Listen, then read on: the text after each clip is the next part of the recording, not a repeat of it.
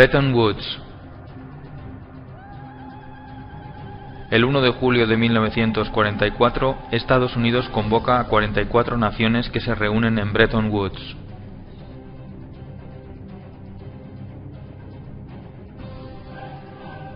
Se piensa que para llegar a la paz y a la prosperidad hay que implantar una política librecambista. En Bretton Woods se crean dos organismos clave en la economía actual: el Banco Mundial y el Fondo Monetario Internacional.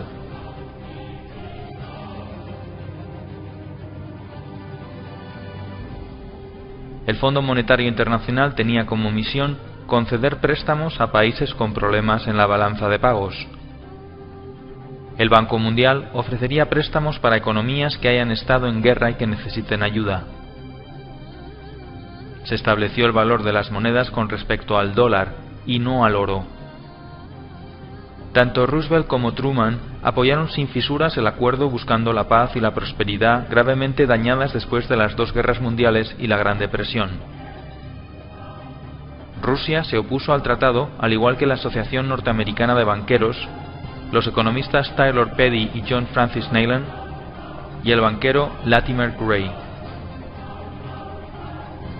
Todos ellos vaticinaron que si el Fondo Monetario Internacional se establecía en países con problemas económicos, este terminaría teniendo un poder absoluto sobre las soberanías nacionales.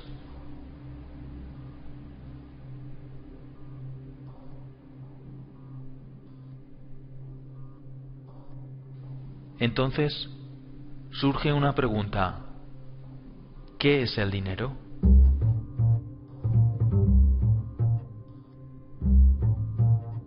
La mayoría de la población no sabe lo que es el dinero ni cómo funciona. De esa forma pueden ser engañados, manipulados y controlados fácilmente por los bancos y por los gobiernos. Antiguamente, el dinero era algo físico. Se utilizaba como forma de intercambio. Cualquier cosa podía ser dinero: una pluma, sal, conchas marinas, semillas de cacao, arroz, ámbar, especias, cobre o también los metales preciosos. Con el tiempo aparecieron las primeras monedas y luego billetes cuyo valor se referenciaba con el oro o con la plata. Como el oro era muy engorroso de transportar, se empezó a guardar en bancos y estos emitieron pagarés que valían lo mismo que el valor depositado en oro. Pronto los banqueros se dieron cuenta de una cosa: si un banco emite mucho más pagarés que el oro que tiene depositado, nadie se dará cuenta y le hará mucho más rico. Este sistema se conoce como sistema de reserva fraccional. El banco solo tiene que tener una parte del dinero. Como hemos visto en Bretton Woods, hubo un cambio importante en el concepto de dinero. El valor del dinero ya no dependía de los depósitos de oro. Se podía crear dinero de la nada. Solamente el 5% del dinero del mundo existe en forma tangible como billetes y monedas. El resto del dinero son solo unos y ceros en un ordenador.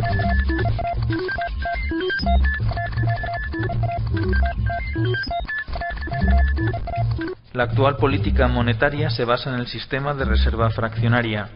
Este sistema consiste en que un banco tiene derecho a prestar el dinero de sus clientes al mismo tiempo que tiene la obligación de devolvérselo cuando lo reclamen.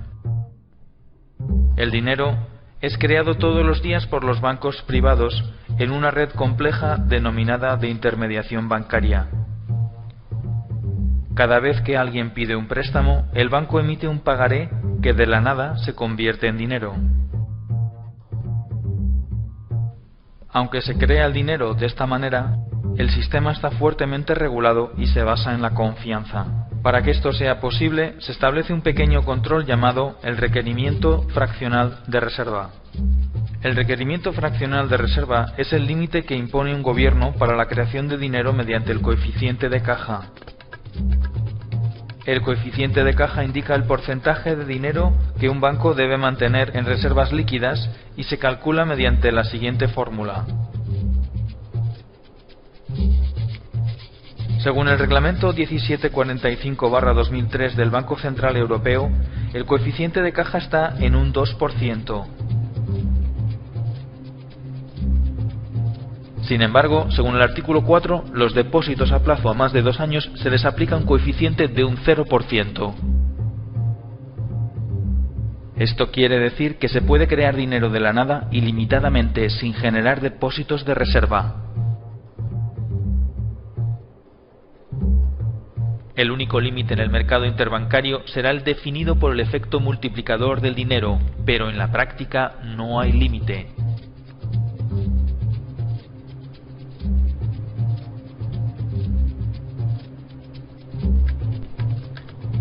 El efecto multiplicador define que por cada 1000 euros se pueden crear de la nada 50.000 euros más.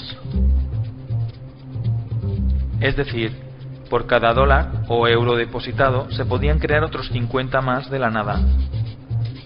Esto viene a ser un índice de la relación entre la economía real y la economía ficticia. En la práctica, el dinero lo crean los bancos privados cada vez que alguien solicita un préstamo. Es el prestatario el que aporta algo real, como por ejemplo su casa. Cuando un banco no puede pagar, se le rescata con el dinero de los ciudadanos. Cuando un ciudadano no puede pagar, se le echa a la calle con un desahucio legal y el banco se queda con la casa.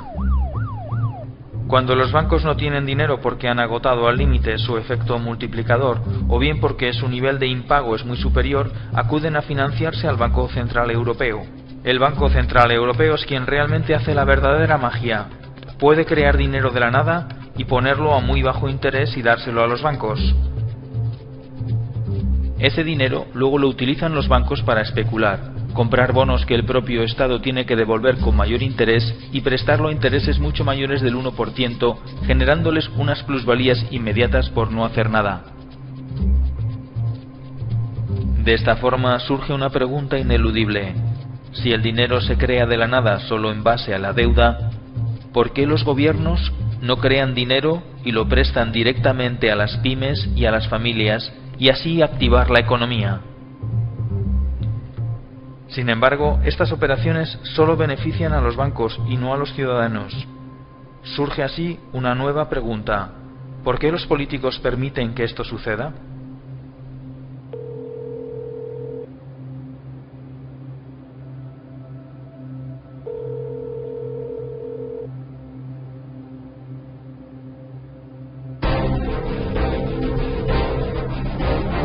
Teoría de las puertas giratorias. Los políticos gastan el dinero público en proyectos, endeudándose, pidiendo dinero a bancos que crean el dinero de la nada, pero que cobran intereses haciéndoles un favor.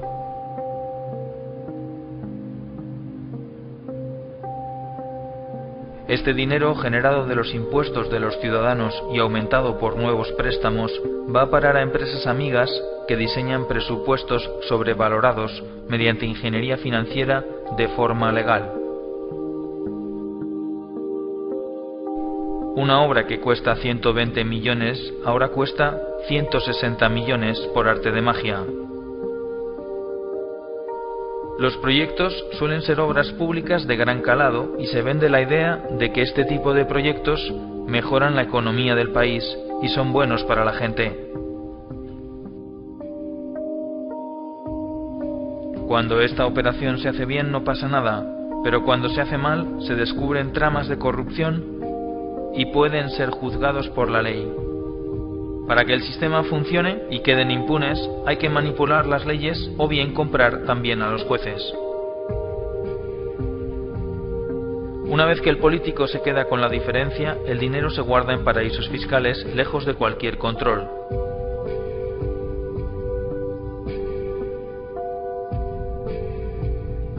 Las cantidades son tan grandes que incluso vale la pena pasar unos años en la cárcel.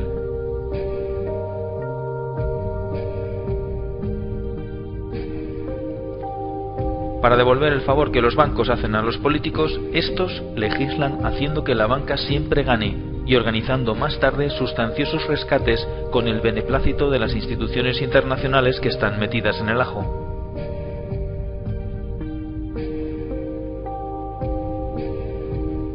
A veces es un banco, otras veces es una multinacional, otras una gran constructora. Con estas operaciones se genera un déficit público insostenible, que no es otra cosa que una deuda contraída de la nada a través de un banco. Todo se hace muy complicado para que nadie lo pueda entender. Obviamente, no hay dinero para pagar porque se han contraído deudas inabarcables. Se vende la idea de que hemos vivido por encima de nuestras posibilidades. Como solución, se acude entonces a un rescate. El Fondo Monetario Internacional rescata al país priorizando el pago de la deuda e incluso cambiando la Constitución. Pero para aprobar el nuevo préstamo, que también se crea de la nada, se exige al país que aplique unas medidas que garanticen el pago de la deuda. Las medidas van destinadas a esclavizar a la clase media mediante la bajada de salarios y el cese de los derechos adquiridos. Se privatizan los activos del gobierno y estos pasan a manos privadas, a precio de chollo. Una vez que los políticos acaban su mandato, se incorporan como consultores a alguna de las empresas o bancos a los que han hecho un favor.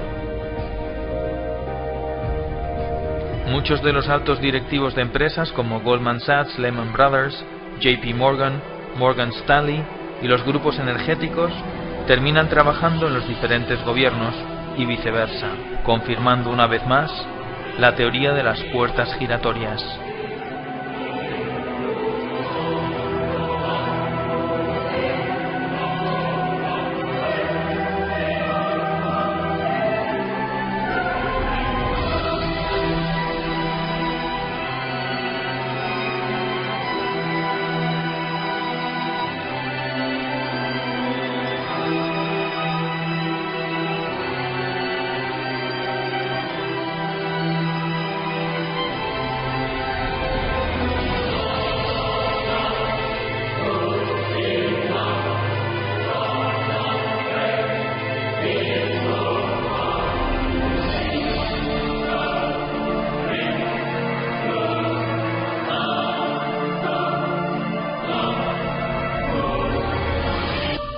Da igual que sean de un signo o de otro, de derechas o de izquierdas, demócratas o republicanos, progresistas o conservadores.